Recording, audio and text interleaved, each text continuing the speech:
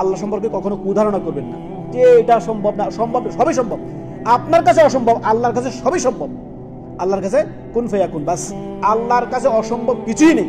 আপনার কাছে মনে হচ্ছে এটা পাহাড়ের মতো, আল্লাহর কাছে কোনো কিছুই না, একবারে নগণ্য, আল্লাহর কাছে কোনো কিছুই নেই। আপনি যেটা অসম্ভব মনে করছেন, আল্লাহর কাছে সবই সম্ভব। অতএব সর্বদাই বিপদ আপদে আছেন, যেই যে অবস্থায় আছেন না কেন, ইনশাআল্লাহ আমার রব আমাকে সাইয়াহদি, আল্লাহ আমাকে রাস্তা দেখাবেন ইনশাআল্লাহ। আল্লাহ আমাকে পথ উত্তোলন, রাস্তা আমাকে বের করে দিতে রাখবেন। রব সম্পর্কে তোমাদের কি ধারণা? সেই রব যিনি প্রতিপালক। ফামা জন্নুকুম, আল্লাহ তাআলা বলছেন সূরা ফুসসিলাত আয়াত নাম্বার 87, আল্লাহ বলতেছেন ফামা জন্নুকুম বিরব্বিল আলামিন। রব সম্পর্কে তোমাদের কি ধারণা? এই জন্য কখনোই কুধারণা করবেন না। কুধারণা হচ্ছে ইমানের ঘাটতির লক্ষণ। আল্লাহ সম্পর্কে কখনো কুধারণা করবেন না। সর্বদাই খেয়াল রাখবেন আমার রব আমার জন্য ভালো করবেন ইনশাআল্লাহ। আমার উত্তম রিজিকের ফয়সালা করে দিবেন আমার রব। আমাকে উত্তম আপনার হিফাজতকারী আমার রব। আমার জীবনের মালিক আমার রব। আমার মরণের মালিক আমার রব। আমার সব কিছুর মালিক আমার রব।